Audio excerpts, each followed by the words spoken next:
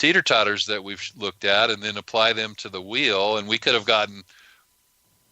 added some more spokes to the wheel, but it would have probably just clogged up the information and you wouldn't have learned anything more than what you already have to your disposal tonight. But be thoughtful about what you're going to make. Don't just slam a bunch of crap together and toss it in your bucket and whip it up and there you go. And don't think when it's stabilized or when you find it that it's finished, because I may have made less than 10 meads in my life that were done when they were done.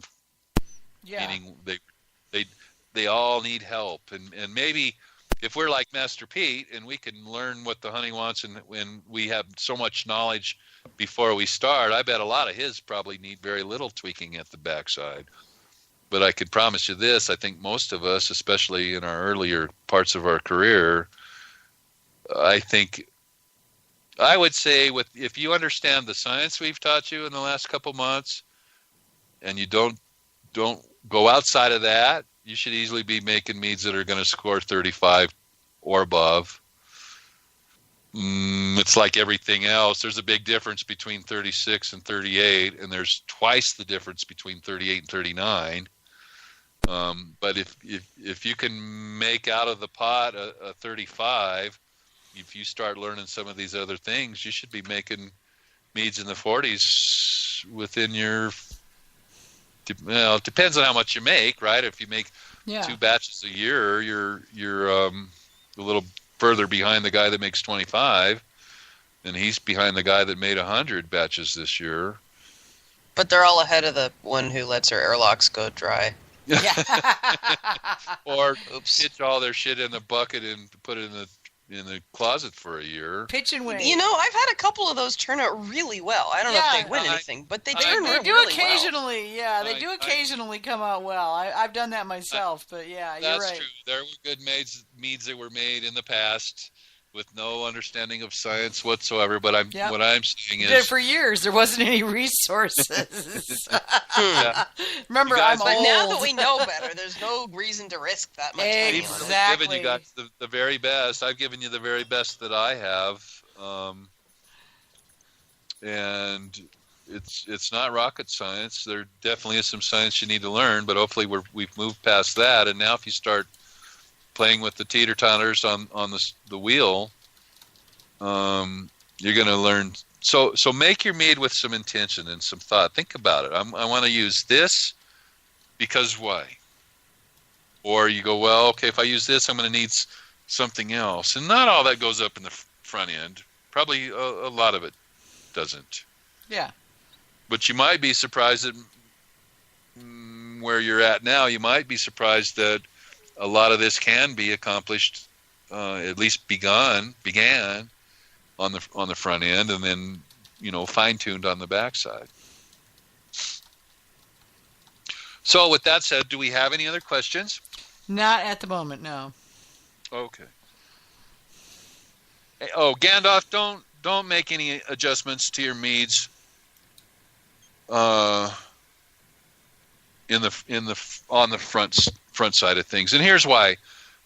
People used to make meads. I look at old recipes now that I know a little bit about how to make this stuff, and almost all the old recipes they added acids up front before they even pitched. Well, you don't want to do that because the natural byproduct of a fermentation we've already talked about when we answered I think Danny's questions about how long do we stir and why. Your meat's going to get there's going to be a little bit of a pH drop, and I've actually found by using Fermate-O that's a good buffer for some reason in and of itself, that I don't ever see very big fermentation swings at all. And I know from talking to others that that's also their experience with the Fermate-O. And would you guys agree? Wouldn't you say that by and large, most of the meads that aren't so well, so let's put all the science problems aside as far as flaws, but let's look at all the flab that shows up, which is probably, if you wanted to look at how you would divide up the meads that aren't so great, I would say 50 or 60% are probably flabby. Would you guys agree or no? Yeah, I mean, I just, going back over my years of judging, I would say that, yeah, a lot of them were flabby. I would say that coming into, like, the last 3 years or so... They're getting better. Quite a bit, yeah. We used to be 50-50, and, there was a lot of really horrible meads. And now I think it's more like 80-20 that we're getting... I mean, I've seen it happen lots of times where people go, "Well, I got a 40 in the Mazer Cup and I didn't get a medal." It's like that's because there was like 17 47s.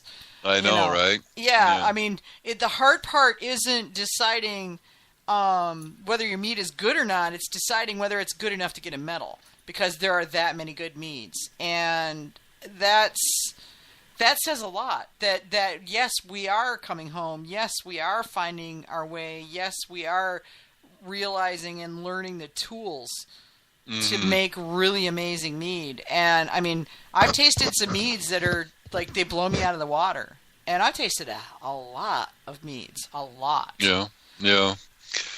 So I say this: don't make any adjustments on your pH up front, and don't make any adjustments at the end. If you go, I'm getting to 3.2. I better go buy some bicarb. No, don't.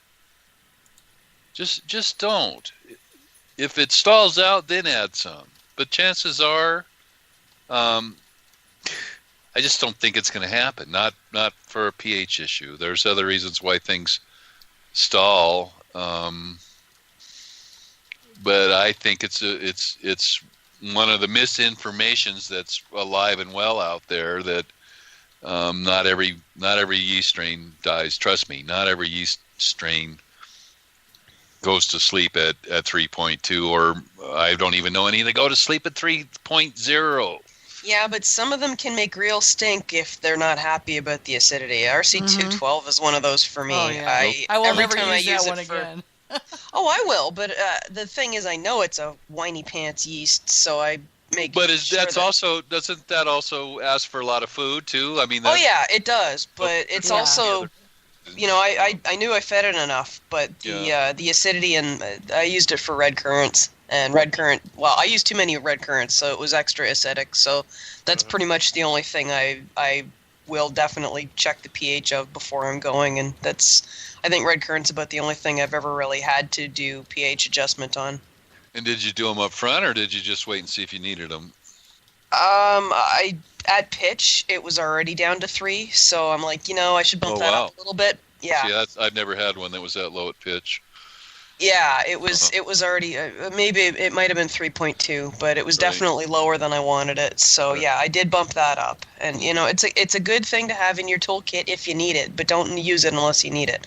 It's like anything, don't use it unless you need it. Absolutely. But you need to figure out when you need it, and you need to have it available if you need it. It's just like an auto mechanic. If you want to use an example. If he's working at an at a repairs place, he pretty much needs every tool he's going to ever need because he doesn't know from day to day what tools he's going to need. And so we kind of all need to have these things sitting around the house if we need them. But don't use them unless you need to use them. Yeah, and that's a big thing. Don't assume. I think that's probably the biggest rule of mead is don't assume. Well, and I just know in general, if you teach somebody and you give them a new tool for a period of time, and depending on how depending on the person, you give a guy a new tool and suddenly that tool fixes everything. You give a guy a screwdriver. I want that tool. He's never had a screwdriver before, and guess what? The next 100 things that he needs a tool for, it's going to be the screwdriver. That's the answer. Yep. And that's not. So give a guy a hammer and everything looks like a nail. Yeah. Right. Exactly. I mean, that's what makes mead cool is it's a unique creature, but that's also what makes mead a pain in the ass because it's a unique creature.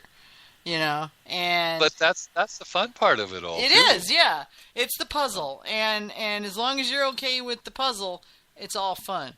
you know, and it's fun to figure it out. Yeah, for sure. Yeah. Well, so before we then call it a night, does anybody else have any questions? Nothing at this point in time. All right. Well, that either means that everybody's so confused they don't even know what the questions are. Or they can all look at Danny's diagram. He's got a really awesome diagram. So, guys, if you have some questions, you know where to send them, and we'll answer them next week.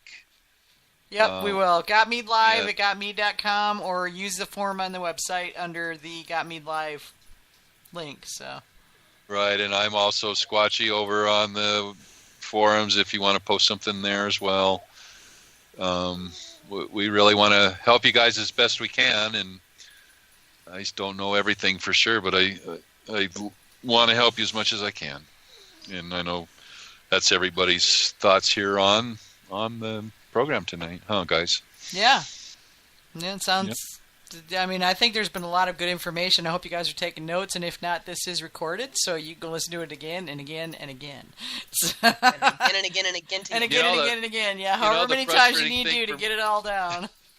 The frustrating thing for me is I always...